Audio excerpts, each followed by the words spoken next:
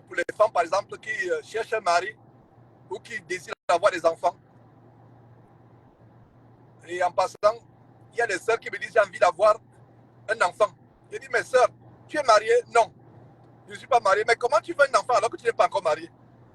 Et c'est là où je comprends que cette sœur, soi-disant, va aller forniquer à gauche, à droite pour avoir un enfant.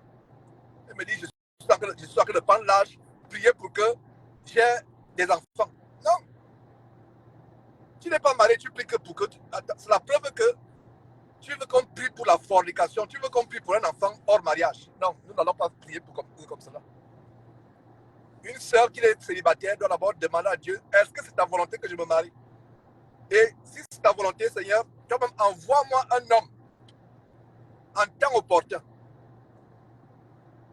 Beaucoup de faux chrétiens se sont mariés à la suite des fausses prophéties, des fausses visions. Et c'est des mariages catastrophiques. C'est des mariages qui sont de véritables enfers. Demandez à Dieu de vous donner selon sa volonté, selon son temps et ce qu'il a réservé pour vous. Il y a des mariages qui sont fondés sur les visions et Satan sait que beaucoup de personnes iront en enfer à cause de la manière par laquelle ils sont mariés. Il y a des mariages détruits. Je vous assure que dans le milieu chrétien, c'est un milieu où il y a toutes sortes de situations terribles dans les mariages qu'on ne rencontre même pas chez les païens. Parce que les gens sont mal mariés. Les gens sont mal mariés, les gens sont mariés avec précipitation. Les gens sont mariés avec précipitation. Oh, je veux me marier. Et on va même sur on va dans les sites de rencontre. Un chrétien ne va pas sur les sites de rencontre pour chercher une femme, pour chercher un mari. Vous allez sur les sites de rencontre. Satan est en train de voir comment vous allez sur les sites de rencontre. D'ailleurs, c'est lui qui vous a inspiré d'aller sur les sites de rencontre. Vous allez rencontrer une bordelle, une prostituée ou un bandit qui va pourrir votre vie. Vous allez rencontrer une fille de Jézabel qui va vous taper, qui va vous frapper. Donc, fuyez ces églises où le pasteur, il y a des églises où les pasteurs arrangent les mariages. Ce n'est pas un homme qui arrange un mariage. Le mariage doit être arrangé par Dieu depuis le ciel. Dieu voit comment tu es fidèle. Dieu voit comment tu lui es agréable et il peut t'envoyer, chère sœur, un mari pour servir. Il y a des femmes qui veulent les maris, qui demandent, oh Georges, je veux me marier, prie pour moi. Quand tu la vois, elle est autoritaire, elle est insoumise, elle est rebelle. Tu penses que Dieu va envoyer un merveilleux homme venir t'épouser afin que tu le frappes, afin que tu lui sois insoumise, afin que tu sois rebelle? Non, Dieu ne va pas t'envoyer, parce que quand tu pries Dieu, toi ma soeur, pour que tu t'envoies un mari, Dieu va regarder s'il y a un merveilleux saint homme là quelque part qui peut envoyer vers toi. Et Dieu ne va pas envoyer un merveilleux homme vers toi que tu vas insulter, que tu vas rabrouer, que tu vas rabaisser, n'est-ce pas? C'est subitement silencieux, il n'y a pas de likes, de j'aime, etc. Là, ne faites pas qu'on signale, parce que quand je commence à aborder ce sujet, les gens sont fâchés, ils signalent et on va fermer ce lien et vous ne pourrez plus voir ce direct. Alors, j'évoque un sujet tellement important. C'est un sujet tellement important, le sujet du mariage. Le diable sait détruire la vie des gens à cause des mariages. Il y a un jeune qui est passé chez Jésus qui était plusieurs fois, enfin peut-être 2 fois, il y a 10 ans environ. Il n'avait jamais connu de femme. Il n'avait jamais connu. Il s'est préservé pur. Il s'est préservé pur jusqu'au mariage. Aujourd'hui, il est divorcé. Il s'est préservé pur. Un faux pasteur lui a dit, Dieu m'a dit, voilà ta femme. Le premier jour que la femme est entrée dans la maison, c'était des bagarres.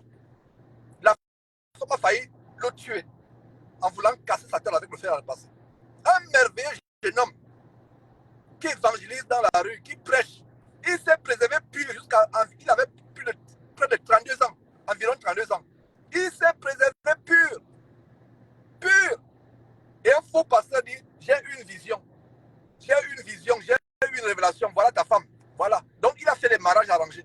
La plupart des mariages arrangés dans les églises terminent avec le divorce, la séparation. Les vies sont détruites. Les personnes qui sont mariées retournent à vivre plus que les païens, plus qu'elles étaient avant. Donc, cette histoire que le pasteur a eu la vision. Toi-même, tu as eu la vision. Dieu m'a dit, Dieu m'a dit, Dieu m'a dit.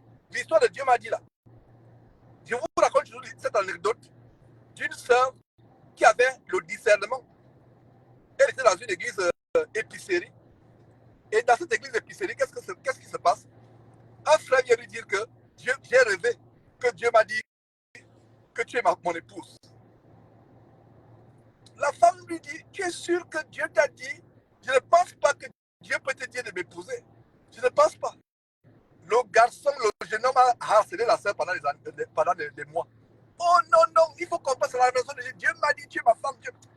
La sœur fatiguée a dit, ok, tu sais pourquoi? Je te dis que ce n'est pas Dieu qui peut te dire. Tu sais pourquoi? J'ai le sida. En anglais, AIDS ou HIV. Ah, tu as le sida? Oh, ça, tu as vraiment raison. Hein? Donc, je pense que tu as raison. Ce n'est pas Dieu qui m'a dit, tu as raison.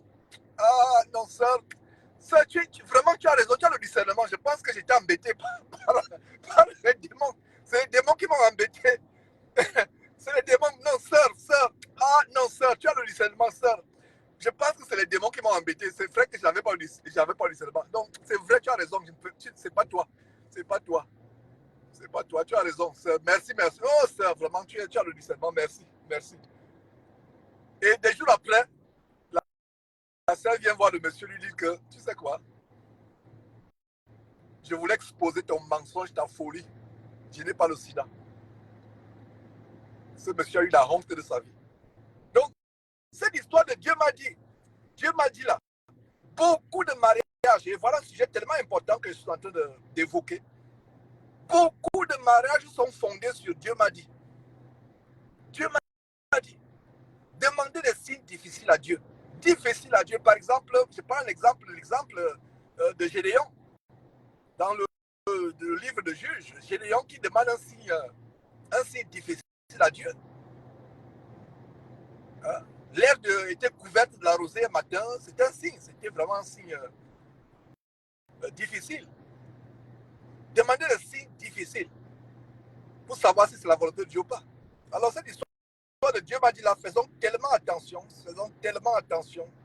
et